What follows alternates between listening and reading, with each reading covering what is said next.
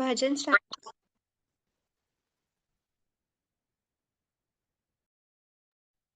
भजन play कर दीजिए please.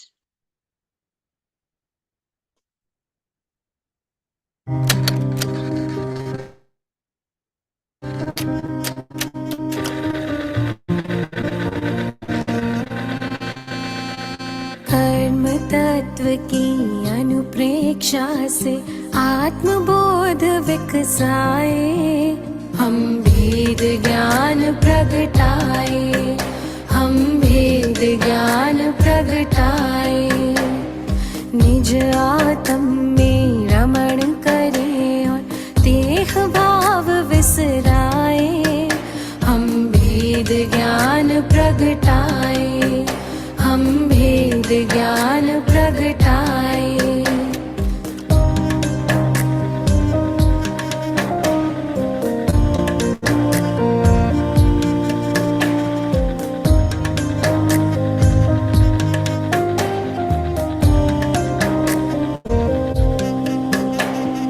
कर्म भिन्न है चेतन क्षीर नीर की भांति।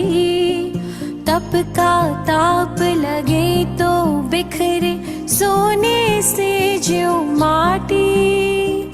कर्म भिन्न है चेतन क्षीर नीर की भांति। तप का ताप लगे तो बिखरे सोने से ज्यों माटी।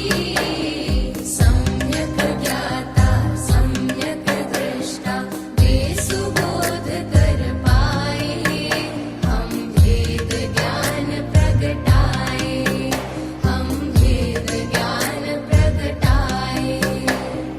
कर्म तत्व की अनुप्रेक्षा से आत्मबोध विकसाए, हम भेद ज्ञान प्रगटाए, हम भेद ज्ञान प्रगटाए।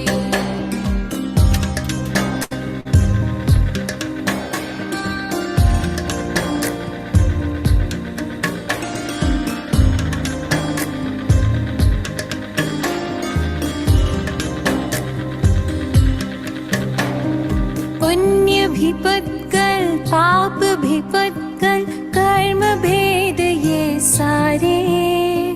बंधते अरु सत्ता में रहते फल दे न्यारे न्यारे। पुण्य भी पत्कल पाप भी पत्कल कर्म भेद ये सारे।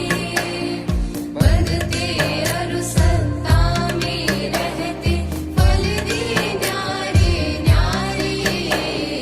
ज्ञान दीप संभाव की ज्योति भीतर आप जलाए, हम भेद ज्ञान प्रगटाए, हम भेद ज्ञान प्रगटाए।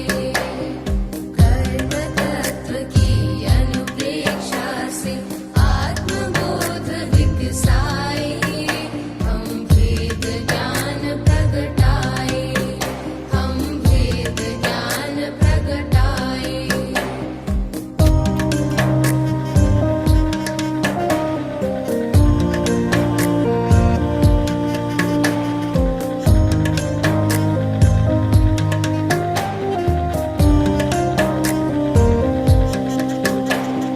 राग द्वेष और मोह तमस का आत्मदेव पर डेरा।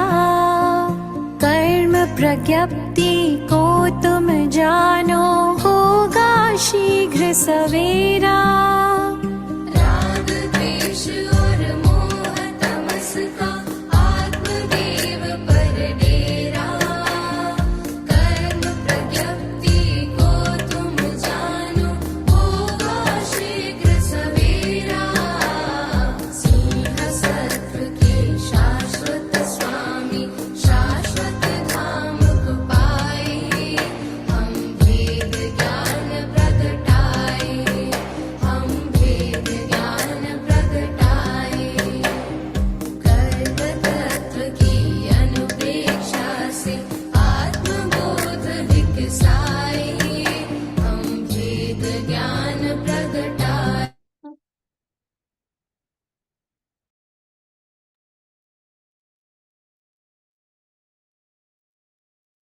अहो आचार्य भगवान, अहो उपाध्याय भगवान, आप श्री जी ज्ञान के महासागर हैं। आप हमें अप्रत्यक्ष अनुज्ञा पूर्वक आशीर्वाद प्रदान करें, जिससे हम इस अपूर्व ज्ञान को ग्रहण, धारण एवं वितरण करने में समर्थ बने। आप श्री जी की महती कृपा होगी। नमो हरिहंतनम। सभी से सादर जय जिनेन्द्र। जय जिनेन्द्र सर। लास्ट क्लास में हम लोगों ने रिवीजन करा था अपने पुराने सिलेबस का, और इस क्लास से हमें अपने नए सिलेबस इंटरमीडिएट कोर्स पर प्रवेश करना है, जिसमें हमारे प्रवेश ग्रंथ, कर्म प्रज्ञप्ति प्रवेश ग्रंथ के अध्याय नंबर 5th to 11th हमारे कोर्स में है, जिसमें से आज हम 5th अध्याय का स्टार्ट करते हैं, बिगिन करते हैं उसको।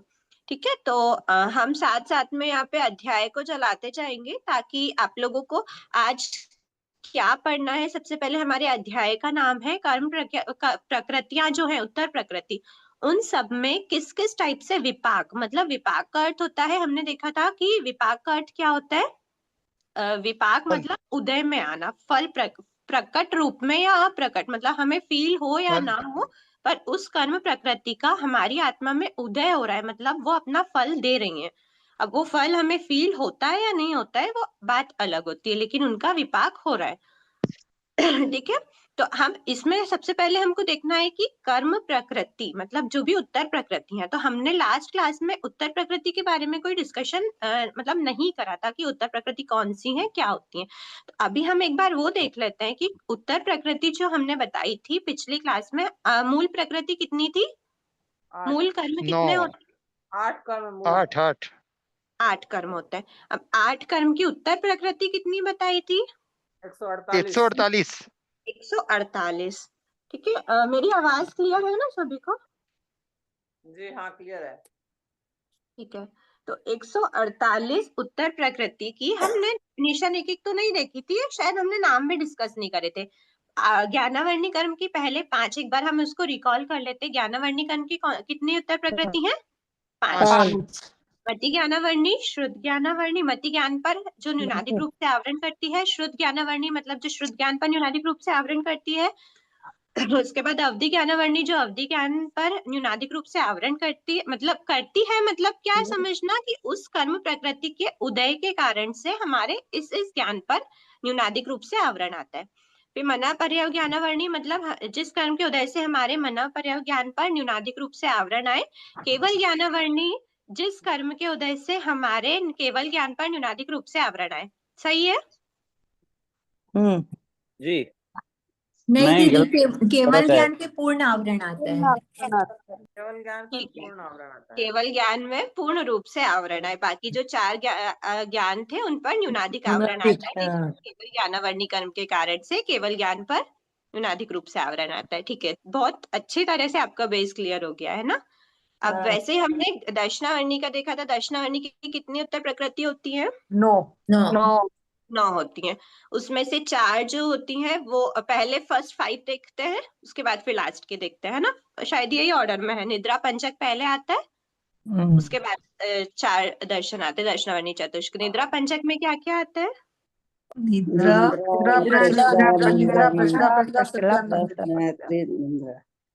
ठीक है, ध्यान में है, उसका ऑर्डर निद्रा पहले लेना है, फिर प्रचला लेना है, फिर निद्रा प्रचला प्रचला निंद्रा प्रचला पचला सत्यान गई थी। फिर था हमारे दर्शनावर्णी चतुष्क में क्या क्या आता है? चक्षु दर्शनावर्णी, हमारे चक्षु दर्शनावर्णी, अवधि दर्शनावर्णी, केवल दर्शनावर्णी। ठीक है, अचक्षु हमारे चक्षु इंद्रिय के अलावा जितने भी 4 इंद्रिय और मन है, उसकी सहायता से जो हमें दर्शन गुण रहता है, उस पर जो हमारा न्यूनादिक रूप से आवरण आता है वो चक्षु दर्शनावर्णी हो गया। थर्ड है अवधि दर्शनावर्णी, हमारे अवधि दर्शन पर न्यूनादिक रूप से आवरण है। और केवल दर्शनावर्णी केवल दर्शन पर पूर्ण रूप से आवरण है। दर्शनावर्णी के बाद आया है वेदनी कर्म। वेदनी कर्म की कितनी है? 2 प्रकृति है।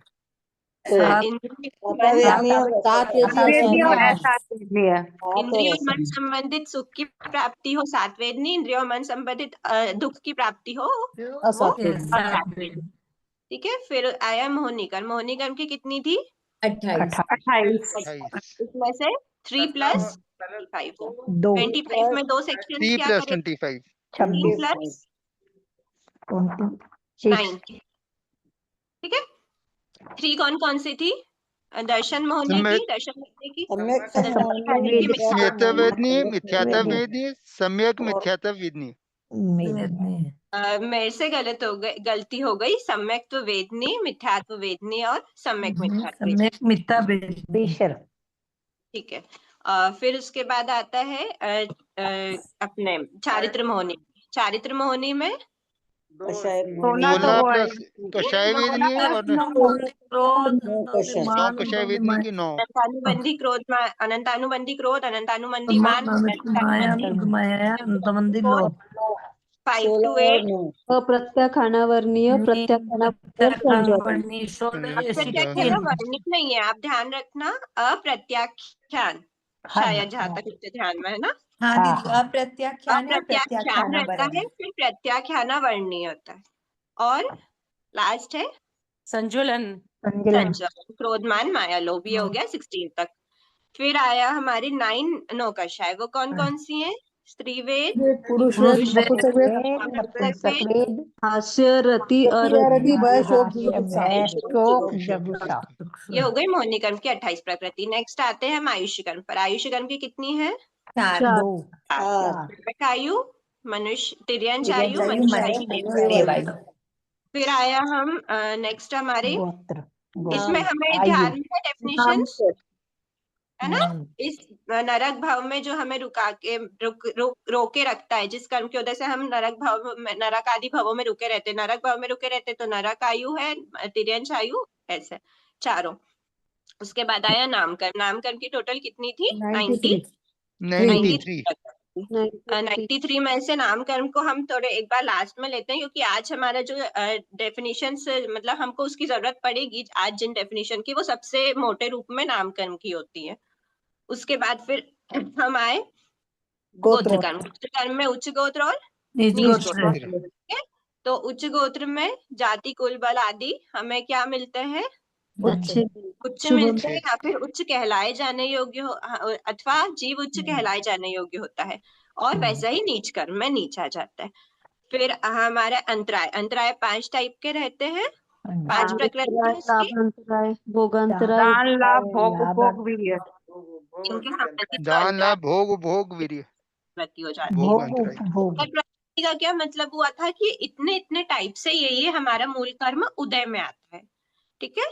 तो अब हम एक बार नाम कर्म को देख लेते हैं। नाम कर्म कौन कौन से प्रकृतियां, उसकी 93 प्रकृतियों को हमने कैसे डिवीजन करा था उसमें? सबसे पहले गति गति चतुर्दश, चतुर्दश पराघात रस दशक स्थावर दशक। ठीक है। तो ये गति चतुर्दशक में 14 फैमिली थी हमारी।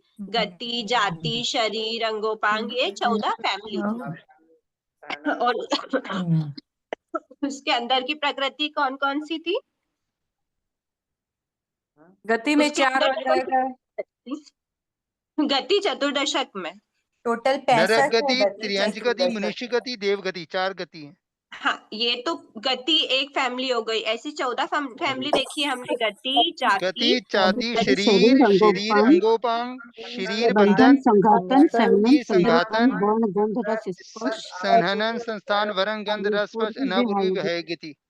गति, ये हमारी 14 फैमिली थे। इनमें टोटल कितनी प्रकृति थी? 14 फैमिली के अंदर मेंबर्स कितने थे? 65 है ना। तो 65 प्लस 8 प्लस 10 प्लस 10 टोटल 93 प्रकृति होगी। अब इसमें हमने देखा गति 4 है। गति की फैमिली में 4। नरक गति, जिस भी नरक गति की क्या डेफिनेशन थी कि हाँ, पर्याय का अनुभव करता जीव है, नरक गति को प्राप्त करता है और उसका गति में प्राप्त करता है, और जाति में हम देखते हैं केंद्रीय जाति को प्राप्त करता है, उसका अनुभव करता है और एकेंद्रीय कहलाए जाने योग्य होता है ना। 3 पार्ट थे डेफिनेशन के, जहां तक मुझे ध्यान में है ना। तो ये जो हो गया जाति, एकेंद्रीय, द्विइंद्रिय, त्रिइंद्रिय, सेकंड जाति 5 है ना। हाँ, रेस्पॉन्स क्यों खत्म हो गए? रेस्पॉन्स कंटिन्यू रखिए आप लोग। जाति 5, एकेंद्रिय, बेंद्रिय, तेंद्रिय, चौरेंद्रिय, पचेंद्रिय। पचेंद्रिय। दीदी आवाज नहीं आ रही है। आवाज नहीं आ रही? हाँ आवाज नहीं आ रही है। आ रही है। आवाज आ रही है, बिल्कुल सही आ रही है। सही आ रही है जी। कट रही है, बिल्कुल बीच में कट हो रही है आवाज। एक बार आप लोग एक बार नेटवर्क भी देख लीजिए, हो सकता है किसी को मिस्टेक, किसी के नेटवर्क के कारण दिक्कत आ रही हो। फिर है शरीर पांच। शरीर पांच हमने देखे थे, 5 टाइप के शरीर कौन से हैं? औदारिक, औदारिक, वैक्रिय, हारक, हारक, तेजस, कार्बन। शरीर अंग पांच कितने हैं? 3 है। औदारिक, वैक्रिय, हारक। तीन। उसके बाद शरीर बंधन, 5। पांच। औदारिक, वैक्रिय, हारक, तेजस, कार्बन। वो जहाँ पे 5 है वहां अंडरस्टूड है कि पांचों शरीर के नाम है। ठीक है, संघातन भी 5 है। फिर 5 है। अंगोपांग। अंगोपांग तो हो गया, तीन अंगोपांग है के बाद अंगोपांग। 3 हो गया। सनन संस्थान। शीर, बंधन, संघातन हो गए 5 विजय आज कुंडी लगा लो ऊपर। ठीक है ठीक है ठीक है ठीक है। टाइप के सहनन है और 6 टाइप के संस्थान है। ठीक संस्थान है, है। सहनन सिर्फ औदारिक शरीरी जीवों में होता है, संस्थान 5 शरीर वाले जीवों में होता है। मतलब 5 मतलब औदारिक, वैक्री, इनमें आहारक में सब में हो सकता है। तेजस, कार्बन तो सभी के होते ही है। ठीक है, वर्ण, गंध, रस, स्पर्श। अभी आपने क्या बताया, दोबारा बताना ये। पावेगी। दीदी अभी अनुश्री दीदी, ये वाला हाँ आप एक बार रिपीट करेंगे क्या? आप से- सहनन का जो बताए ना कि वो रिपीट ये, करने। हाँ हाँ बोलिए। वो आप एक बार रिपीट करिए ना कि ये सिर्फ मनुष्य के होते हैं और तो वो सबके। हाँ, जो सहनन होता है ना, सहनन नाम कर्म सिर्फ औदारिक शरीरी जीवों के ही रहता है। क्योंकि सहनन की डेफिनेशन हमने क्या पढ़ी थी? औदारिक शरीर के जो पुद्गल होते हैं वो उनकी जो किस मजबूती के साथ वो आपस में जुड़े हुए होते हैं, उसको कहते हैं सहनन। उस मजबूती, उस दृढ़ता को कहते हैं हम सहनन। तो कौन से पुद्गल जुड़े हैं आपस में? औदारिक शरीर के पुद्गल। औदारिक। वैक्री शरीर, औदारिक। तो वैक्री शरीर का अर्थ ही वो होता है कि वो जो वैक्री शरीर होता है वो इतना, मतलब एकदम मर्क्यूरी के समान होता है, कब टूटता है, कब बिखरता है, अनेक अनेक रूप ले लेता है। पारे की तरह भी इतना उसके पुद्गल इतने हार्ड नहीं बंधे होते। कौन से शरीर के इतने हार्ड बंधे होते हैं? तो वो एकमात्र औदारिक शरीर। औदारिक शरीर। इसीलिए औदारिक शरीर की दृढ़ता को, मजबूती को, कि वो आपस में कितने दृढ़ता के साथ, कितनी मजबूती के साथ वो बंधे हैं, वो कौन डिसाइड करता है? उनका सहनन। औदारिक। जिसको जैसा सहनन मिलता है उसके औदारिक शरीर के पुद्गल वैसे होते हैं। तो सिर्फ औदारिक शरीर, क्योंकि ये हमें अभी पुद्गल विपाकिनी में बहुत काम आने वाला है, इसलिए ये पॉइंट ध्यान में रखना कि कौन से शरीर में, मतलब 5 शरीर में से कौन से शरीर में कौन सा कौन से नाम कर्म का विपाक होता है, मतलब उदय में आ रहा है वो। ठीक है, हमने इसलिए आज ये चीज डिस्कशन में ली उदय की। फिर वर्ण, गंध, रस, स्पर्श थे। फिर आनुपूर्वी। आनुपूर्वी मतलब, आनुपूर्वी नामकरण की हमने डेफिनेशन क्या देखी थी? विग्रह गति वर्ड आया होगा इस डेफिनेशन में, ध्यान में आप लोगों को? हाँ दीदी, विग्रह गति में कार्बन जी। शरीर का जब यूज होता है तब हम्म वो एक समय के लिए होता है, जिस ठीक कर्म है। के जैसे एक मोड, जीव 2 नर मोड वाले आदि होंगे ना शायद अनुपूर्वी में। नहीं, मोड की बात हमने कुछ जिस करी नहीं थी। हमने मोड की बात नहीं करी, कार्बन शरीर की बात नहीं करी, वो सिर्फ एक अंडरस्टैंडिंग पर्पस। मैं डेफिनेशन का पूछ रही हूँ।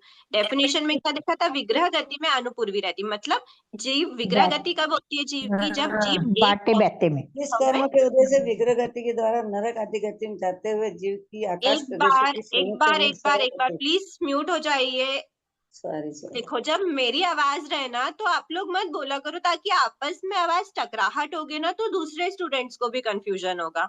ठीक है, तो आपके सामने अगर बुक है, आपके सामने डेफिनेशन है तो बहुत अच्छी बात है। अगर आपको कोई वन वर्ड आंसर देना है तो 30 फरवरी को कर लीजिए।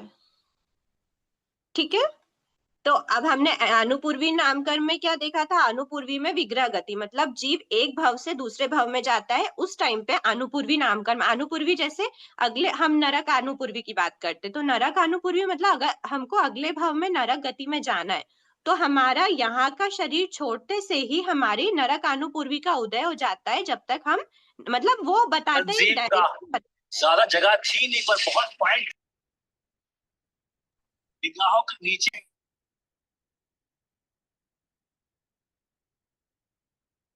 ठीक है, जब हम जिस भी डायरेक्शन में जा रहे होते हैं अगली गति में, उस डायरेक्शन को बताने वाला कोई कर्म है तो वो है हमारा अनुपूर्वी नाम कर्म। अनुपूर्वी मतलब 4 टाइप की थी, नरकानुपूर्वी, तिर्यंश अनुपूर्वी, मनुष्य अनुपूर्वी, देवानुपूर्वी। मतलब हम उस भाव में जा रहे हैं। अगर हमारे नरकानुपूर्वी का उदय चल रहा है मतलब हम नरक गति में, नरक के भाव में जा रहे हैं। वो डायरेक्शन बताता है। उस भाव से, एक भाव से दूसरे भाव में जाने वाला जो कर्म होता है वो होता है अनुपूर्वी नाम कर्म। फिर उसके बाद आया था विहायो गति। विहायो गति मतलब जब हमारे प्रशस्त और अप्रशस्त चाल जो रहती है, चलने की त्रस जीवों के लिए बताई जाती है विहायो गति। तो विहायो गति त्रस प्लस पर्याप्त है, अपर्याप्त त्रस की भी बात नहीं करी। मतलब जो पूर्ण रूप से पर्याप्त हो चुके हैं, उनके जो शरीर का हलन चलन आदि क्रियाएं होती है वो अच्छी होती है या बुरी होती है, वो सब कौन डिसाइड करता है? विहायो गति नाम कर्म। तो ये जो विहायो गति नाम कर्म है, ठीक है, ये बस अभी इसमें हमें इसका ऐसा कोई मेंशन नहीं है औदारिक वैखरी वगैरह का, ठीक है। और उसके बाद आया पराघात अष्टक। पराघात अष्टक में भी हमने पराघात अष्टक 8 प्रकार की प्रकृतियां थी, उनके बारे में पढ़ा था। पराघात होता है, सेकंड होती है उच्छ्वास, थर्ड होती है आतप, उद्योत, अगुरु लघु, तीर्थंकर, नाम निर्माण और उपघात। ये 8 पराघात अष्टक मतलब पराघात फैमिली की है। पराघात के बाद के 7 प्रकृति और मिला के सबको बोलते हैं पराघात अष्टक, क्योंकि फर्स्ट प्रकृति इसमें पराघात होती है। फिर आता है हमारा त्रस दशक। त्रस और स्थावर, त्रस दशक, स्थावर दशक, फर्स्ट दोनों के आपस में अपोजिट होते हैं। फर्स्ट फर्स्ट का रहता है, सेकंड सेकंड का रहता है, तो इसलिए हम त्रस दशक स्थावर दशक को साथ में पढ़ते हैं।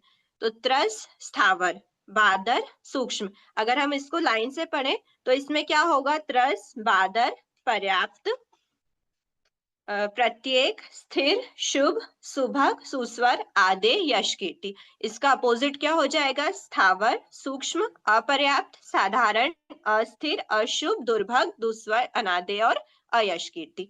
ये सब नाम कर्म जो है त्रस दशक, स्थावर दशक, ये सब मिला के नाम कर्म की टोटल 93 प्रकृति है। तो आज हमको क्या पढ़ना है? आज हमको जो हमारी फर्स्ट 5th चैप्टर है जो, वो हमको उसमें बताना है कि ये जितनी भी हमने अभी प्रकृतियां देखी हैं वो किस प्रकार से, मतलब सबसे प्रायोरिटी से अगर हमें किसी चीज को देखना है। 4 टाइप के हमारे पास भगवान ने डिवीजन बताए।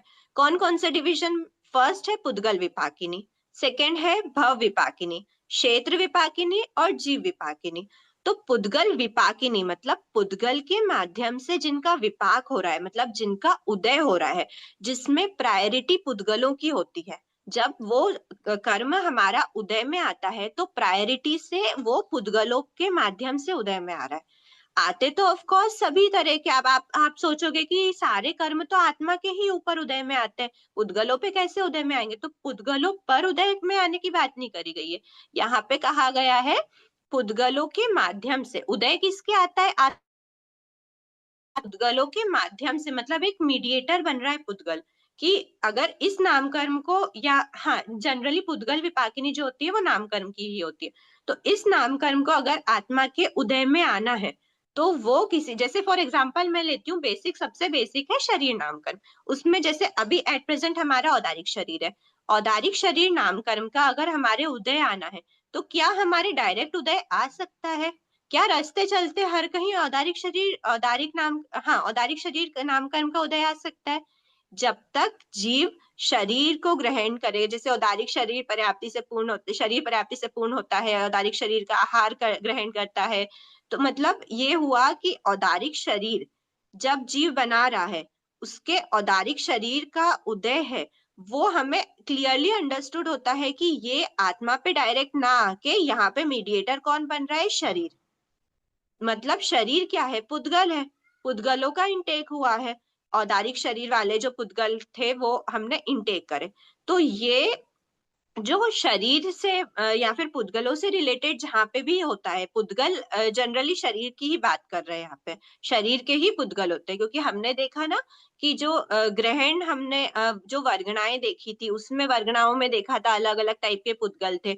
तो उसमें जो आहार के पुद्गल है, शरीर के पुद्गल है, आहार पुद्गल के अंदर ही तीनों टाइप के शरीर के पुद्गल होते हैं।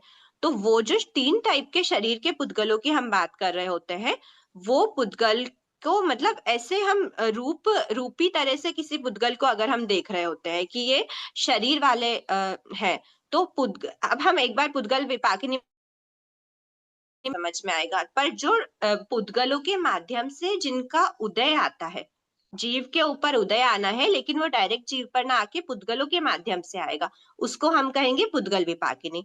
उसके बाद फिर आता है भव विपाकिनी। भव विपाकिनी मतलब भव के बीचों बीच के, मतलब एक भव से दूसरे भव में जैसे जा रहे हैं। तो ये भव विपाकिनी की 2 डेफिनेशन होती है। पहली डेफिनेशन तो कि वो भव में प्रायोरिटी से उसके भाव से रिलेटेड अगर कोई उदय है तो वो होता है।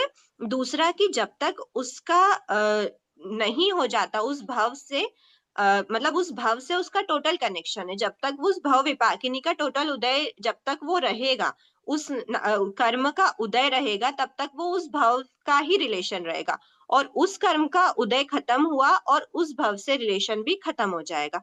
तो ये हमें खुद ही ऊपर से ही अंडरस्टूड हो गई कि ऐसी कौन सी कर्म प्रकृति है। चलो आप लोग ये आगे सोच के रखो, अगर अभी किसी को क्विकली आंसर मिल जाता है बिना पन्ने पलटे, तो आप हमको बता सकते हो कि ऐसी कौन सी, जो अभी हमने 148 डिस्कस करी है, ऐसी कौन सी प्रकृति है जिनका टोटल रिलेशन उनके भाव से ही है, कि भाव जिस भाव में वो है उस भाव तक उस कर्म का उदय रहेगा। व्यूह गति, आयु गति व्यूह गति और वो अनुपूर्वी। 4 3 आयु कर्म 2 आयुष्य नाम कर्म। आयुष्य नाम कर्म। आयुष आयु गति नहीं, गति नहीं है, आयु गति कोई और चीज है। आयु गति नाम कर्म है, यहाँ पे आयु गति क्या बोल रही हूँ मैं, आयु गति नहीं, सॉरी, आयुष्य नाम कर्म। गति नाम कर्म अलग होता है, आयुष्य नाम कर्म अलग होता है। तो गति नाम कर्म आयु अलग, गति, आयुष्य नाम कर्म ही आयुष only, नाम जो कर्म। 4 आयुष्य नाम कर्म है, नरक आयु नाम कर्म, सॉरी नाम कर्म नहीं, आयुष्य कर्म, नरक आयु कर्म, तिर्यंच आयु कर्म, मनुष्य आयु कर्म और देवायु कर्म, ये चारों जो है ये भव विपाकिनी मतलब होता है। तो अभी हमने पुद्गलों को एक तरफ रख के भव का आंसर दे दिया कि भव विपाकिनी 4 है। क्षेत्र विपाकिनी, क्षेत्र में जिनका मतलब, क्षेत्र का अर्थ हुआ रास्ते चलते जिनका है, क्षेत्र में जिनका है, मतलब वो इस टाइप का क्षेत्र देखना आप, जैसे पूरे, ऐसा नहीं कि सिर्फ फ्लोरल क्षेत्र देख रहे हैं, हम पूरे क्षेत्र की बात कर रहे हैं। तो अभी हमने जस्ट डिस्कस करा था कौन सी प्रकृति के बारे में, विहायो गति। व्यायो गति और अनुपूर्वी। अनापूर्वी, अनापूर्वी का गति तो हलन चलन आदि क्रियाएं हैं, वो उसका क्षेत्र से रिलेशन नहीं है। अनुपूर्वी। अनापूर्वी, 4 एक, अनापूर्वी हैं। हाँ साहब, थैंक यू। एक भाव से दूसरे भाव में जब जा रहा होता है ना, तो उस समय पे जो क्षेत्र को वो बताया, मतलब उसको प्रायोरिटी क्षेत्र की वहां पे ली है कि एक भाव से दूसरे भाव में जा रहा है, जाने की प्रायोरिटी से क्षेत्र विपाकिनी अगर कोई प्रकृति है तो वो कौन सी है, 4 अनुपूर्वी, नरकानुपूर्वी, नरकानुपूर्वी, त्रियंचानुपूर्वी, मनुष्यानुपूर्वी, देवानुपूर्वी। ठीक है। तो ये 4 अनुपूर्वी नाम कर्म है, वो क्षेत्र विपाकिनी है। उसके बाद फिर 4th नंबर पे आता है जीव विपाकिनी। तो ऐसी प्रकृतियां जो डायरेक्ट जीव पे, जिनको पुद्गलों के माध्यम की कोई जरूरत नहीं होती, वो डायरेक्ट जीव पर ही अपना उदय दिखाती हैं, उनको कहते हैं जीव विपाकिनी। ठीक है, इसको हम एक एग्जांपल लेते हैं, जैसे कि तीर्थंकर नाम कर्म। तो तीर्थंकर नाम कर्म के लिए क्या किसी जीव को कोई शरीर वगैरह के पुद्गलों के माध्यम से उदय में आना पड़ेगा? अगर तीर्थंकर नाम कर्म को आपने समझा होगा, उसकी डेफिनेशन को, तीर्थंकर नाम कर्म के उदय से क्या होता है, जीव त्रिलोक वंदनीय पूजनीय होता है। तो अगर किसी जीव का तीर्थंकर नाम कर्म का उदय आना है तो उसको कोई शरीर आदि के पुद्गलों के माध्यम की जरूरत पड़ेगी क्या? नहीं, वो डायरेक्ट उसके जीव में ही जाके उदय में आएगा, और जीव के उदय में आया और वो त्रिलोक वन्नी पूजनी बन जाता है। दीदी तो ऐसा, सॉरी, ज्ञानावर्णी दर्शनावर्णी भी फिर वही होगी, जीव विपाकिनी। ज्ञानावर्णी दर्शनावर्णी भी जीव विपाकिनी होती है। पुद्गलों वाली अगर कोई प्रकृतियां है ना, तो वो सिर्फ नामकर्म की प्रकृतियां होती हैं, क्योंकि बाकी प्रकृतियों का शरीर आदि से रिलेशन, मतलब जो दूसरे है नामकर्म के अलावा, वो जैसे उच्च गोत्र नीच गोत्र है, ऊंचा कहलाए जाने योग्य है, तो वो कौन कहला रहा है? उसमें पुद्गलों का माध्यम की जरूरत नहीं है, वो डायरेक्ट जीव पे उदय में आ जीव सकता पे आ रहा है। और वेदनीय है। ज्ञान गुण का आवरण आ रहा है, दर्शन गुण का आवरण आ रहा है, जीव को ही मतलब जीव के ही मोहिनी कर्म आदि का उदय है, तो वो डायरेक्ट जीव पर उदय प्रकट। तो ये कहलाती है जीव विपाकिनी। तो थोड़ा पुद्गल विपाकिनी और जीव विपाकिनी में थोड़ा मतलब वो है, भेद और ज्यादा है, तो उसको अभी आपका और क्लियर हो जाएगा। जो छोटे छोटे चार चार थे वो मैंने आपको एक बार क्लियर कर दिया, और जैसे जैसे इसमें पढ़ोगे तो फिर आपको डिफरेंस समझ में आ जाएगा। ठीक है, तो 148 में से 8 प्रकृति तो हमने देख ली। 4 भव विपाकिनी होती है, 4 आयुष्य, और 4 अनुपूर्वी होती है क्षेत्र विपाकिनी। अब हमको 140 प्रकृतियों में पुद्गल विपाकिनी कितनी है और जीव विपाकिनी कितनी है ये देखना है।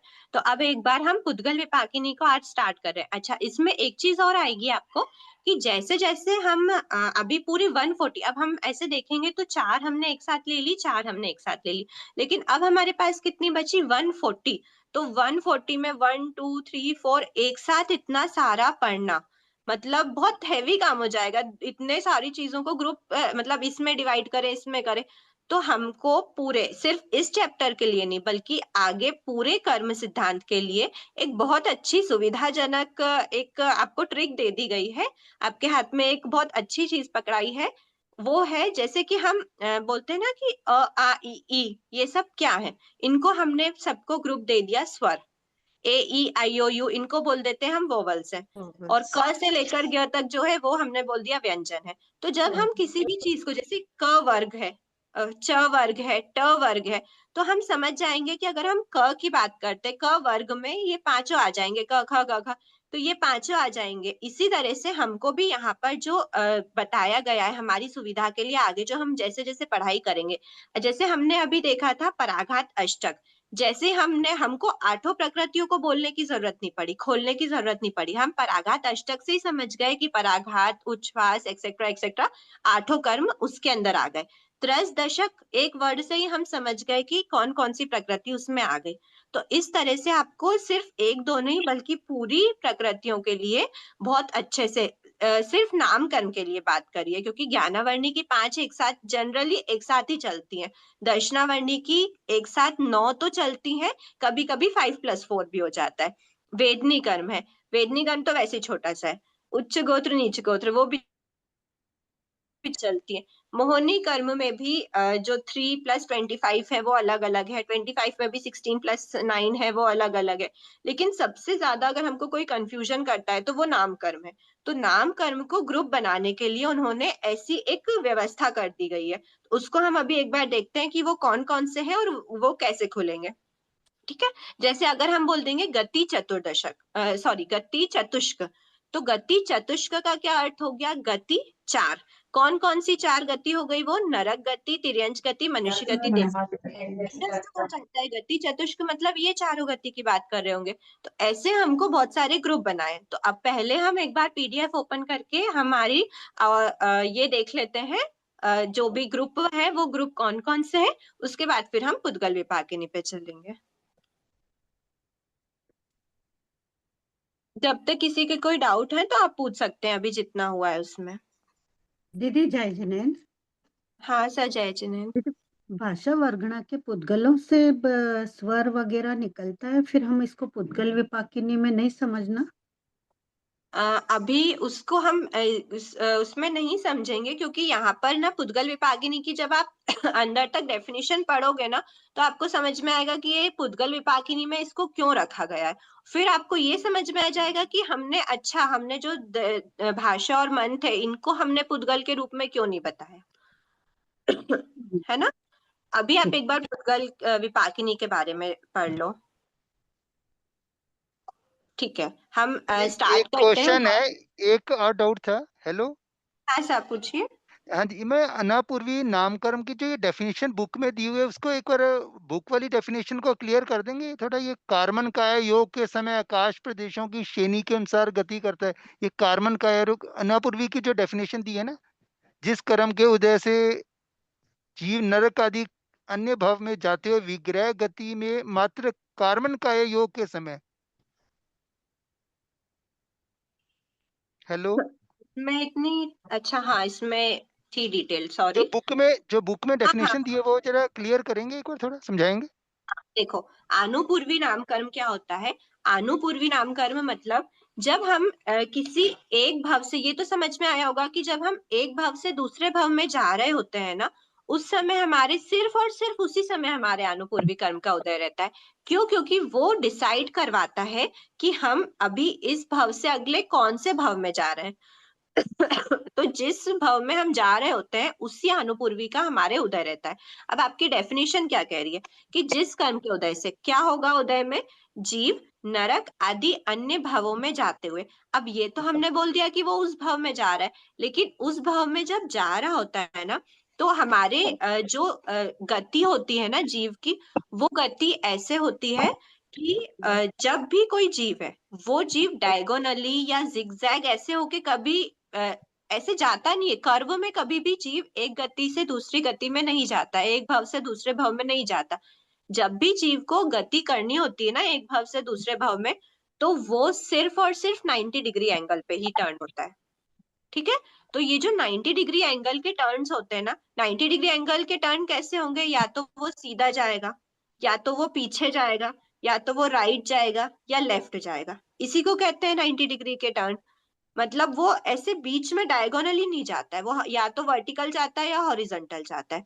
तो जो वर्टिकल और हॉरिजॉन्टल हमारे जब आप आगे इसी कर्म सिद्धांत में आगे आगे जब आप पढ़ोगे ना, तो आपको पता चलेगा कि हमारे जो लोक है ना, लोक में लोक की रचना जब हम पढ़ते हैं तो उसमें ऐसा पता चलेगा कि जो जीव होती है, श्रेणी होती है, प्रतर होती है। अब इसमें क्या होता है? श्रेणी मतलब एक स्ट्रेट लाइन होती है।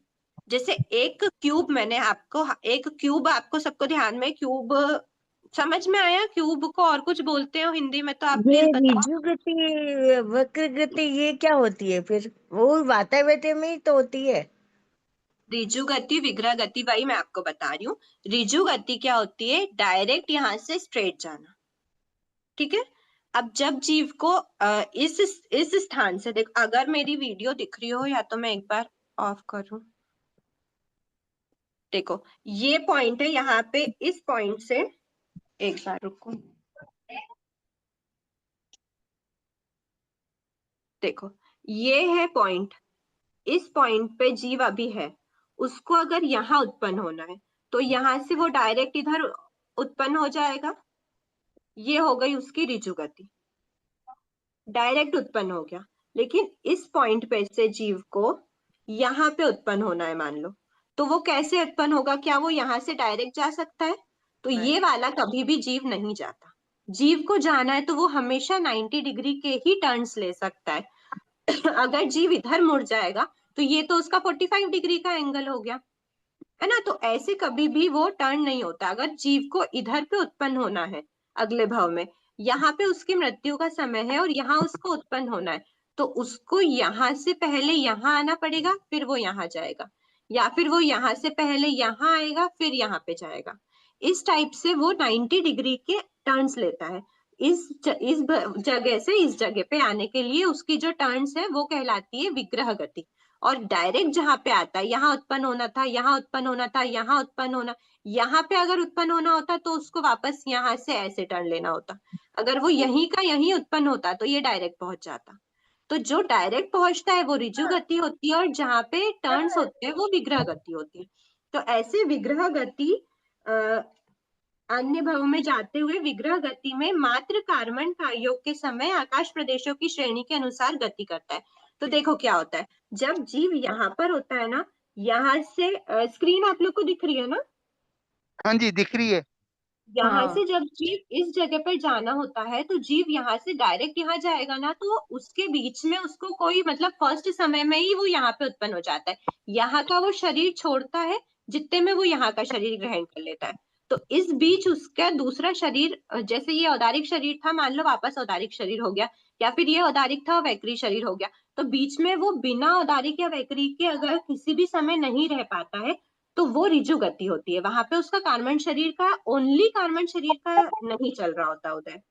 यहाँ पर दूसरे शरीर का भी साथ में है, औदारिक या वैकरी, लेकिन जब वो ऐसे टर्न्स लेता है ना, उसमें कहीं ना कहीं बीच में उसका ये वाला शरीर भी छूट जाता है, ये वाला शरीर भी नहीं पाता है अभी। तो बीच में कभी ऐसा मौका आ जाता है कि वो सिर्फ कार्बन शरीर के बलबूते टिका होता है, तो उस समय पे सिर्फ और सिर्फ कार्बन शरीर के उदय रहता है, कार्बन शरीर का योग रहता है। उस समय पर आगे क्या बोला है, कार्बन शरीर योग के कार्बन का योग के समय आकाश प्रदेशों की श्रेणी, तो ये पूरा आकाश प्रदेश है, ठीक है, ये पूरा आकाश है, यहाँ ये सभी आकाश प्रदेश है। तो आकाश प्रदेशों की श्रेणी मतलब एक स्ट्रेट लाइन होती है, स्ट्रेट लाइन में ही वो, ऐसा कभी भी ऐसे नहीं जाएगा। श्रेणी देखो ऐसी होती है श्रेणी।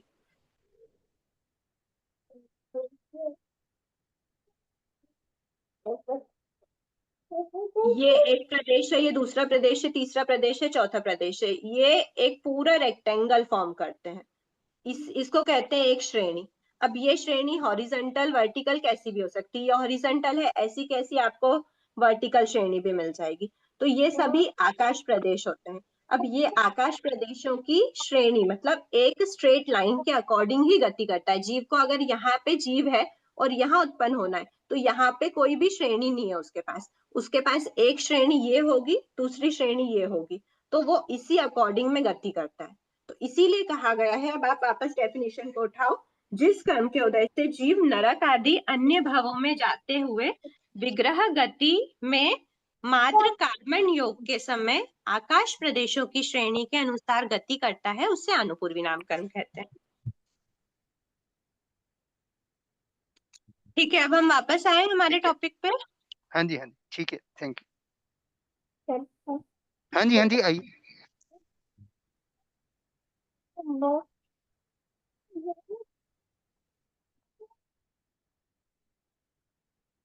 विपाक मतलब विविध फल, जिस प्रकार से जिस भी तरह से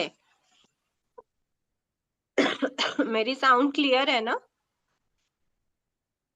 नहीं, बीच बीच में आपकी आवाज कट रही है, प्रॉपर नहीं आ रही है, जैसे एक सेंटेंस कंप्लीट नहीं हो रहा है, उसमें कहीं ना कहीं कभी कोई ब्रेक आ रहा है। अच्छा, मेरी तरफ से नेटवर्क तो दिख रहे हैं एक बार।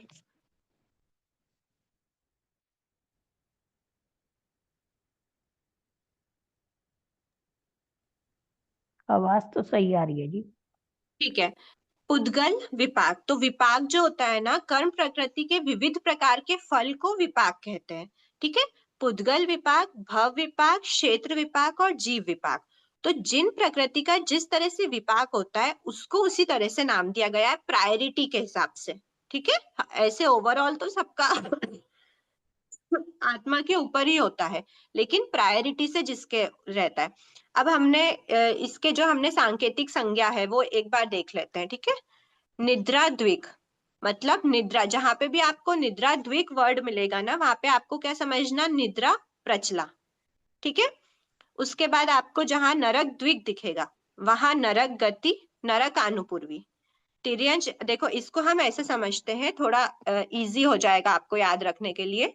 जहां पे भी आपको निद्रा द्विक दिख रहा है वहां पे आपको क्या देखना है, निद्रा और प्रचला, ठीक है।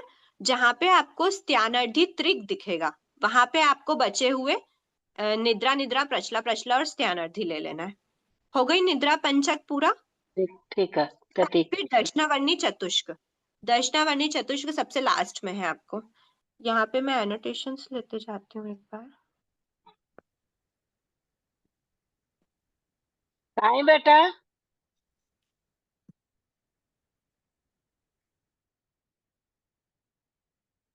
ये दर्शनावर्णी चतुष्क है, ठीक है।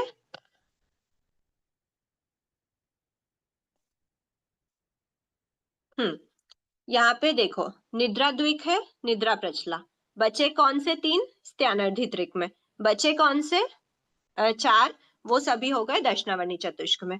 और जो ज्ञानावर्णी थे 5, उसको हमने ज्ञानावर्णी पूरे एक साथ, ज्ञानावर्णी के 5 एक साथ की बात होती है। फिर आया हमारा दर्शनावर्णी हो गया, फिर वेदनी अलग अलग बात होती है। मोहनी कर्म, मोहनी कर्म में दर्शन, मोहनी कर्म में क्या क्या रहेगा, दर्शन की 3 प्रकृति होती है, चारित्र मोहनी की 16 एक साथ होती है और 9 नौकशाएं होती है, ठीक है। तो अब उसमें हमको डिवीजन कैसे कैसे करना, देखो जब भी अलग अलग जैसे जिसका उदय रहता है, जो जिसमें कहीं ना कहीं आपस में रिलेशन होता है, वैसे उनकी ग्रुपिज्म करिए, ताकि अपन क्या कर सके उसको अलग अलग तरह से मतलब समझने के लिए। वहां पे जैसे हम पूरा एक साथ उठाते हैं, अगर हास्य वाली जैसे 9 प्रकृति है, अब 9 प्रकृति में हम 3 वेद अलग पढ़ सकते हैं और बचे हुए 6 हास्य षटक में आ जाते हैं, क्योंकि उसमें सबसे पहला कौन सा है, हास्य। तो यहाँ पर देखो आपको दिखेगा हास्य षटक। हास्य षटक में हम क्या ले लेंगे, हास्य, रति, अरति, भय, शोक, जुगुप्सा। ठीक है। फिर दर्शन सप्तक में क्या जाएगा, 3 तो दर्शन मोहिनी की प्रकृति हो जाएगी। सप्तक मतलब 3+4, ठीक है, 7 प्रकृति बतानी। तो 3 तो दर्शन मोहिनी की हो गई, सम्यक वेदनी, मिथ्यात्व वेदनी और सम्यक मिथ्यात्व वेदनी। फिर उसके बाद 3+4, 4 कौन सी बची, अनंतानुबंधी चतुष्क। तो अनंतानुबंधी क्रोध, अनंतानुबंधी मान, अनंतानुबंधी माया, अनंतानुबंधी लोभ, ये हम ले लेंगे 3+4 टोटल दर्शन सप्तक में। ठीक है, इन 7 प्रकृति का एक साथ चर्चा चलती है। फिर आते हैं हमारा अनंतानुबंधी कंप्लीट हो गया। फिर आता है अप्रत्याख्यान चतुष्क, प्रत्याख्यानावरण चतुष्क, संज्वलन चतुष्क। तो उसमें भी हम समझ जाएंगे कि संज्वलन, ये क्रोधमान माया लोभ वगैरह की बात की गई है। फिर आते हैं चारित्र मोहिनी की प्रकृति। तो चारित्र मोहिनी में हमने देखा कि जो 3 वेद है उनको ऐसे वेद 3 करके कोई प्रकृति मतलब ग्रुप नहीं बनाया है, लेकिन उन तीनों वेद का अलग अलग डिस्कशन होता है। तो उसके बाद फिर बची कौन सी, 6 हास्य वाली 6 प्रकृति बची। अब उसमें अगर हास्य वाली 6 को एक साथ बात करनी है हास्य, रति, अरति, भय, शोक, जुगुप्सा। लेकिन अगर हमको हास्य और हास्य के साथ में, जैसे आपको अगर ध्यान में हो तो ऐसा हमने देखा था कि रति का अपोजिट क्या होता है, अरति। हास्य का अपोजिट क्या था, हमने क्या देखा था, हास्य कभी तो हमारी हंसी वाली फीलिंग होगी, कभी हमारी दुख वाली होती है, मतलब शोक। अगर हास्य का उदय है तो शोक का उदय नहीं होगा, रति का उदय है तो अरति का उदय नहीं होगा। तो हमारी ग्रुप कैसे चल सकती है, अगर हास्य षटक की बात करी गई है तो हास्य, रति, अरति, भय, शोक, जुगुप्सा सभी लेना।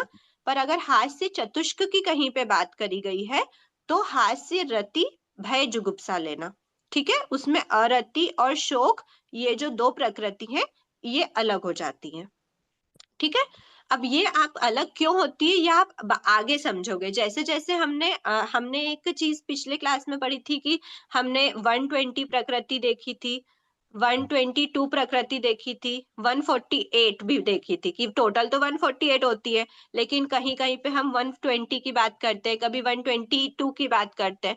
तो वो हमने देखा था कि क्यों क्यों करते हैं। बंध की, जहाँ पे हम प्रकृतियों की बंध की बात करते हैं तो वहां पे हम 120 प्रकृति उठाते हैं, जहाँ पे हम उदय की बात करते हैं वहां पे हम 122 प्रकृति उठाते हैं। तो इसी तरह से यहाँ पे जब हमको हास्य की 4 प्रकृतियों की बात करनी होगी तब हम हास्य चतुष्क उठाएंगे, जब हमको 6 की बात करनी होगी तब हम हास्य षटक उठाएंगे। ऐसा होता है। तो ये आपको आगे आगे समझ में आता जाएगा, बस यहाँ पे आपको एक ग्रुप बताए जा रहे हैं कि कौन कौन से हैं। ठीक है, उसके बाद फिर हम नाम कर्म का आज देख लेते हैं। बाकी जैसे जैसे आगे बढ़ते जाएगा वैसे हम इस पे वापस से देख सकते हैं। ऐसे जरूरी नहीं है कि आपको एक ही बार में सब याद हो जाएगा, लेकिन हमारी कोशिश यही रहे कि इन ग्रुप्स को समझ के हम आगे जैसे जैसे जहां जहां यूज करना रहेगा तो हमको वापस इनके पन्ने नहीं पलटने पड़ेंगे कि यार दर्शन त्रिक में क्या था, दर्शन सप्तक में क्या था। ठीक है, तो एक बार हम देख लेते हैं। निद्रा द्विक में आता है निद्रा प्रचला, स्त्यानर्धी त्रिक में बचे हुए चल जाएंगे। अब अगर हम नरक द्विक की, अब यहाँ पे जो नाम कर्म है उनमें क्या क्या आता है, जनरली नरक द्विक आता है, कभी नरक त्रिक आ जाएगा। अब आप कंफ्यूज हो जाओगे द्विक में क्या लेना, त्रिक में क्या लेना। तो जब नरक द्विक की बात हो रही है तब नरक गति और नरक आनुपूर्वी है। जब नरक त्रिक की बात चलेगी तो नरक आयु, नरक गति, नरक आनुपूर्वी, मतलब नरक द्विक प्लस नरक आयु इक्वल्स टू नरक त्रिक हो जाता है। तो जब हम आयुष्य कर्म की बात अलग से करेंगे तब हमको नरक द्विक लेना, क्योंकि गति और आनुपूर्वी दोनों नाम कर्म है। और जब हम आयु को भी उसमें मिला देंगे, आयु की बात हमको अलग से नहीं करनी है, तो हमारा नरक त्रिक आ जाता है। नरक आयु भी उसमें आ जाएगी, नरक गति भी उसमें आ जाएगी, नरक आनुपूर्वी भी उसमें आ जाएगी। जो जो नरक वाली चीजें थी उनका हमने एक ग्रुप बना दिया। इसी तरह से तिर्यंच द्विक और तिर्यंच त्रिक चलती है, मनुष्य द्विक मनुष्य त्रिक चलती है, देव द्विक और देव त्रिक चलती है। ठीक है, अब हमारे पास आए शरीर। अब शरीर में हमारे पास हमने देखा था शरीर, शरीर नाम कर्म, शरीर बंधन नाम कर्म, शरीर संघातन नाम कर्म। ये 3 तरह की चीजें होती है, और सॉरी अंगोपांग भी होती है, 4 तरह की होती है। तो इसमें से जब जब हमने देखा था, जब हमको चारों की बात करनी होगी तो हमारा औदारिक चतुष्क होगा, वैक्री चतुष्क होगा, आहारक चतुष्क होगा, तेजस चतुष्क होगा क्या? नहीं, क्यों? क्योंकि तेजस शरीर अंगोपांग मतलब ये नहीं वो होते काम हैं। नहीं होते हैं। क्या अंगोपांग नहीं होते हैं ना? तेजस और कार्बन में अंगोपांग नहीं होते। हमने देखा था हाँ, अंगोपांग सिर्फ 3 शरीर के होते हैं, 3 औदारिक, में औदारिक, वैक्रिय और हारक। है ना? तो ठीक है। और जब हमको जैसे बंधन और संघातन हमने देखा था, जब हम बंध की बात करते थे 120 प्रकृति और 122 प्रकृति की बात करी थी, उस समय पे हमारे बंधन और संघातन हमने स्किप कर दिए थे, ध्यान में हो अगर आपको तो। वर्ण गंध रस स्पर्श को हमने 16 की टोटल 20 होते हैं, 20 की जगह हमने सिर्फ 4 लिया था, एक वर्ण एक गंध एक रस एक स्पर्श लिया था, बाकी 16 माइनस कर दिए थे। और ये बंधन और संघातन थे, शरीर बंधन नाम कर्म, शरीर संघातन नाम कर्म, इनको हमने स्किप कर दिया था, इनको काउंटिंग में नहीं लेते थे, क्योंकि जहां जहां शरीर नाम कर्म का बंध होगा वहां कंपलसरी शरीर बंधन और शरीर संघातन का कंपलसरी बंध होता है, तो उसको हमने एक तरफ रख दिया था। अगर वो आपको चार्ट ध्यान में हो, लास्ट बिल्कुल पूरे सिलेबस के लास्ट में थी वो चार्ट, है ना? तो अब हमको देखना वैक्री सॉरी औदारिक, वैक्री और आहारक।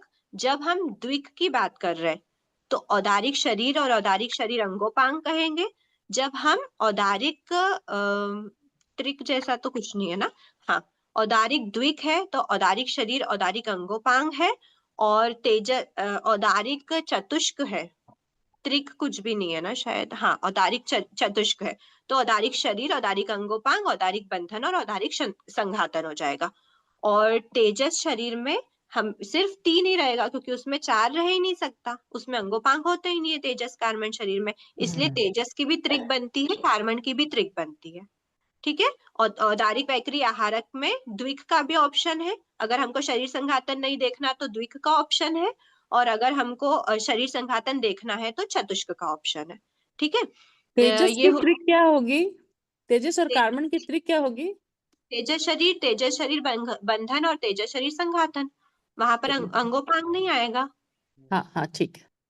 है ना? जैसे हमने औदारिक की चतुष्क ली है वैसे तेजस की त्रिक जाएगी, क्योंकि वहां पर अंगोपांग नहीं है, बाकी सब सेम है।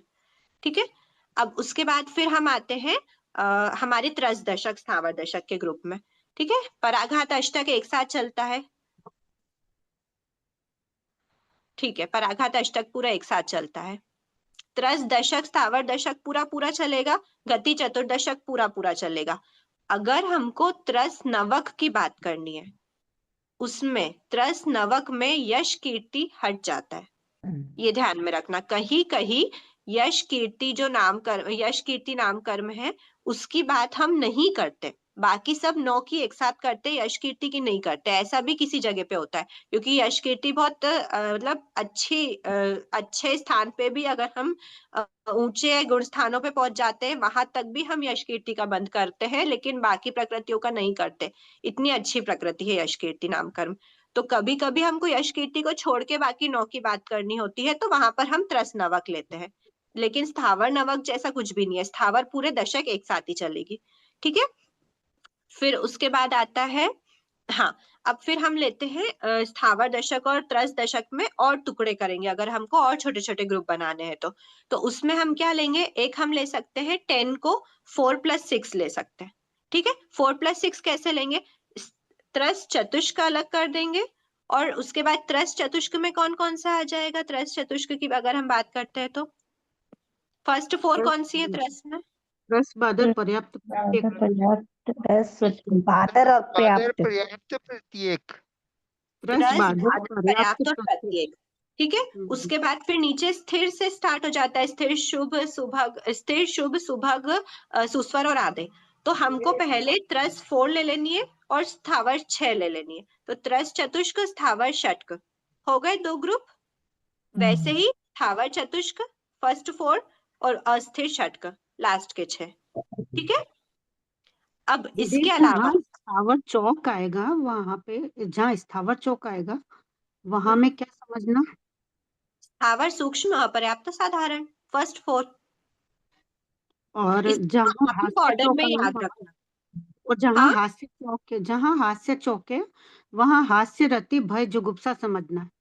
हाँ, क्योंकि अरति और शोक जो प्रकृति है वो इन चारों के कंपैरिजन में मतलब भय और जुगुप्सा तो कंपलसरी बंधती रहती है, और ये हास्य और रति आपस में एक दूसरे के अल्टरनेटिव बंधती है, या तो हास्य बंधेगी या शोक बंधेगी, रति या अरति।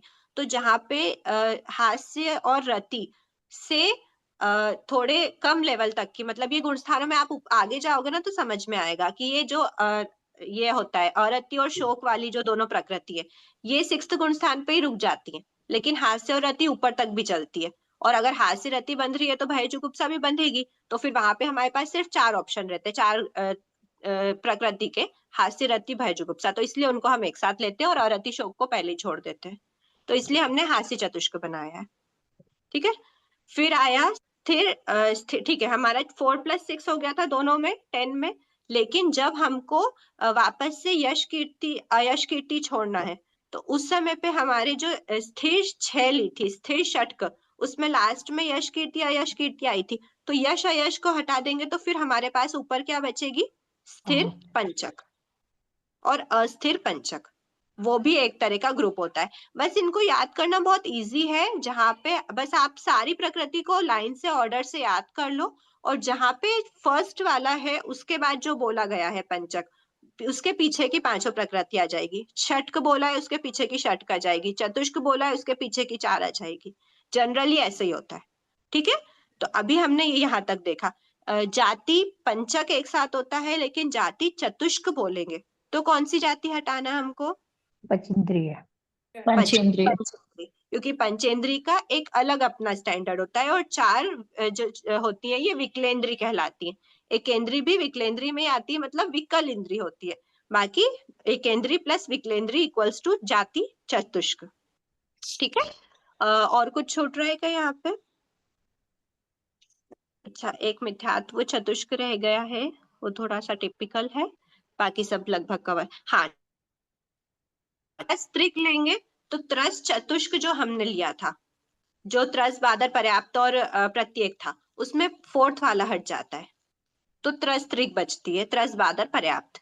प्रत्येक त्रिक की बात करेंगे तो फिर फर्स्ट सेकंड थर्ड के बाद जो हमने 4th लिया था, जो 4th अभी छोड़ा था प्रत्येक, तो 4th 5th 6th ले लेना है उसमें, प्रत्येक स्थिर और शुभ। फिर सुभग की बात कर रहे हैं तो सुभग सुस्वर आदे, मतलब यहाँ पे हमने जो त्रस नवक था उसको 1 2 3 1 2 3 मतलब 1 2 3 4 5 6 और 7 8 9 ले लिया है, तो वो हो गई त्रस त्रिक, प्रत्येक त्रिक और सुभग त्रिक। ठीक है। ऐसे ही जो सूक्ष्म त्रिक है, सूक्ष्म त्रिक में हमने जो स्थावर चतुष्क था, स्थावर प्लस सूक्ष्म अपर्याप्त और साधारण, उसमें से स्थावर को हटा दिया, सिर्फ सूक्ष्म अपर्याप्त साधारण की बात करिए। ठीक है। तो ये सूक्ष्म त्रिक हो गई, मतलब सूक्ष्म को हेड लेके पीछे की 2 और ले लेना तो सूक्ष्म त्रिक बन जाएगा। दुर्भग त्रिक की बात कर रहे हैं तो दुर्भग दुस्वर अनादे हो गया, दुर्भग को हेड पीछे की 2 ऐड कर लेना। मूल रूप से इनको पक्का याद करना, एकदम क्रम वाइज याद करना, बस वही है। तो फिर आपको निकालना इजी हो जाएगा, क्रम से याद कर लेना बस। मूल रूप से क्रम से याद करना एकदम पक्का, तो ये हाँ, सारी चीजें इजी हो जाएगी।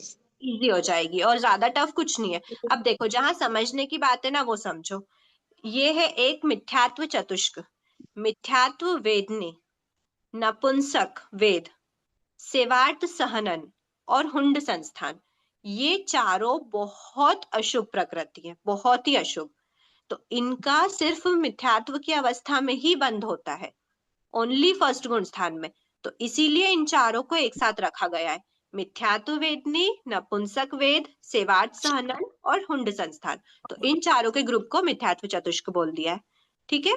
उसके बाद फिर हमारा दर्शन सप्तक हो गया था, वैक्री अष्टक। ठीक है, वैक्री अष्टक बचा है अभी। वैक्री अष्टक में क्या रखना है? वैक्री वाली 8 चीज, ये मिथ्यात्व चतुष्क जो आपने बोला, ये इसमें दिया हुआ है शीट में, पेपर इसमें हाँ, ये ये सबसे टॉप पर है, कहाँ पर है उन्हें? सबसे फर्स्ट मिथ्यात्व चतुष्क। मिथ्यात्व वेदनीय नपुंस नपुंसक वेद, सेवार्थ सहनन और हुंड संस्थान। ठीक है, आप ये लोग के पास मिथ्यात्व बुक आ जाएगी ना, तो आपको एक बार और रिवीजन हो जाएगा। वैक्री अष्टक, वैक्री वाली 8 चीजें कौन सी है? वैक्री वाली 8 चीजें, अब देखो नरक और वैक्री देव, वाली क्या होता है? वैक्री शरीर किसके पास है? नरक और देव, देव के पास। है ना? तो नरक गति में और देव गति में। तो अब अपने को वैक्री वाली नरक और देव संबंधी 8 चीजें कौन सी हैं? तो अगर हम मोटे रूप से देखें ना, हमको शरीर तो इसमें होता नहीं है नरक वगैरह में। नरक मतलब नरक वगैरह की बात हम नरक या देवता मनुष्य तिर्यंश शरीर के भेद में नहीं लेते। हम किस किस के भेद में लेते हैं? गति के भेद में लेते हैं, आनुपूर्वी के भेद में लेते हैं, आयुष्य के भेद में आयु लेते के हैं, और शरीर अंगोपांग ये वगैरह में कुछ में नहीं रहता। रहता है क्या नरक हाँ, और देवता? है ना दीदी, रहता है। शरीर वैक्रिय को के शरीर अंगोपांग हो गया है। वैक्री रहता है, नरक और देवता का नाम नहीं होता ना। हाँ, जो 4 है, नरक मनुष्य तिर्यंश और देव, वो नहीं रहता। नरक मनुष्य तिर्यंश देव वाले भेद किस किस में होते हैं? आयु में, गति में और आनुपूर्वी में। अब क्या बोले, सेंटेंस वापस बोलिए एक बार।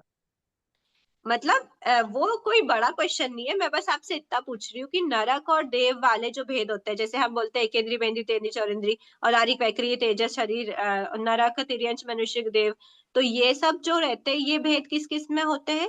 आयु में भेद होता है, जिसमें नरक, मनुष्य, तिर्यंश वगैरह होता है। गति में भी होता है, नरक गति, मनुष्य गति, तिर्यंश गति। आनुपूर्वी में भी होता है, नरक आनुपूर्वी, देव आनुपूर्वी, मनुष्य आनुपूर्वी। इसके अलावा शायद किसी में नहीं होता नरक और देव वाले भेद। ये आनुपूर्वी का क्या मतलब होता है? हमने वो अभी डिस्कस कर लिया, एक बार आप रिकॉर्डिंग फिर से देख लीजिए, अभी हमारे पास वो रिकॉल करने का टाइम नहीं है।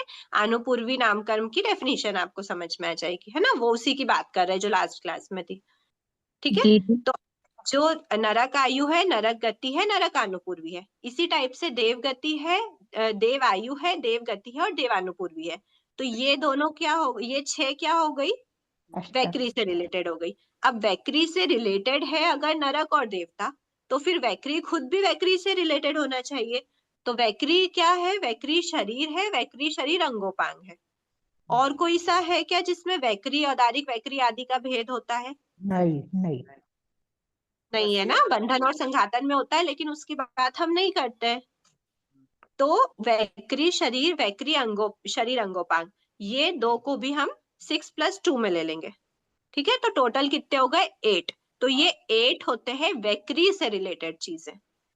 नरक और देवता से रिलेटेड 3 होती है, और फिर उनके पास कौन सा शरीर होता है? वैक्री शरीर, और वैक्री शरीर अंगोपांग होता है, तो वो भी वैक्री से रिलेटेड चीजें हैं। तो टोटल 8 होता है वैक्री से रिलेटेड, वो हो गया वैक्री अष्टक। ठीक है, अगर वैक्री षटक की बात करेंगे तो हम किसको हटाएंगे? वैक्री शरीर, वैक्री अंगोपांग हटा देंगे। आयु को। आयु को हटा देंगे। अगर हमको आयु की बात अलग करनी है और नाम कर्म की बात अलग करनी है, तो हमको 2 आयु को हटा के, नरक आयु, देव आयु को हटा के, फिर हमको वैक्री 6 की बात करेंगे, जिसमें वैक्री वाले 6 नाम कर्म के होंगे। नरक गति होगी, नरक आनुपूर्वी होगी, देव गति देवानुपूर्वी होगी, और वैक्री शरीर और वैक्री शरीर अंगोपांग होगा। ये 6 प्रकृति नाम कर्म की हो जाएगी। ठीक है, तो आज हम इतना ही रखते हैं। नेक्स्ट क्लास में हम पुद्गल विपाकिनी, हर प्रकृति, टोटल पुद्गल विपाकिनी जितनी प्रकृति है, 36 पुद्गल विपाकिनी है, हमने देखा था 36 पुद्गल विपाकिनी। फिर 4 आएगा क्षेत्र, सॉरी भव विपाकिनी 4 है, फिर उसके बाद क्षेत्र विपाकिनी 4 है, और लास्ट बची हमारी जीव विपाकिनी 78 है। ठीक है, तो अब हम देखेंगे इसमें आगे पुद्गल विपाकिनी जो टोटल 36 प्रकृति है, वो उनको सभी को 36 प्रकृतियों को क्यों पुद्गल विपाकिनी कहा गया है, ये हम नेक्स्ट क्लास में डिस्कस करने के भाव रखते हैं। तो अभी हमारा ये कंप्लीट हो गया ना? हाँ, दीदी लगभग। क्वेश्चन था, पूछ सकती हूँ?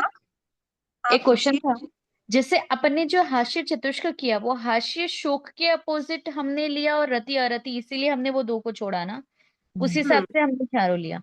ठीक है। और एक क्वेश्चन था, आपने इसकी पिछली वाली मंडे वाली क्लास में बताया था कि जब उसका उदय होता है, जैसे कर्म का उदय होता है तब उसका बंधन चालू होता है, ऐसे कौन कौन सी प्रकृतियां हैं? ये मोहिनी कर्म के लिए ये लाइन बोलते ये हैं सिर्फ हम। मोहनीय कर्म के लिए ही बोलते हैं क्या? हाँ, ये मोहिनी कर्म के लिए बोलते हैं कि मोहिनी कर्म के उदय के समय पे ही मोहिनी कर्म का बंध होगा। मतलब अगर आपका क्रोध का उदय होगा तो ही आपके नए मोहिनी कर्म बंधेंगे, ऐसा होता है। बाकी टाइम नहीं होता जनरली?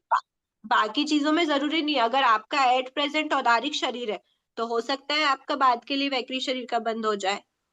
हो सकता है अभी आपके ज्ञानावर्णी का कितना ही तीव्र उदय चल रहा हो, लेकिन आप अगले भाव में ज्ञानावर्णी नहीं, मतलब और नए ज्ञानावर्णी नहीं बांध रहे हो अभी, ऐसा भी हो सकता है। क्योंकि उसके बंध का रीजन अलग होता है। ज्ञान की आसाधना नहीं कर रहे, अभी आपको ज्ञान नहीं चढ़ता, लेकिन आप अब किसी और ज्ञान की आसाधना नहीं करते हो, ज्ञानी पुरुष की आसाधना नहीं करते हो। आप सबके ज्ञान में, दूसरों के ज्ञान में आपको थोड़ा सा आता है, लेकिन आपको जितना आता है आप उतना शेयर करते हो, उतना भी नहीं छुपाते हो। तो अभी भले ही आपका तीव्र उदय है, लेकिन अब आने वाले चीज के लिए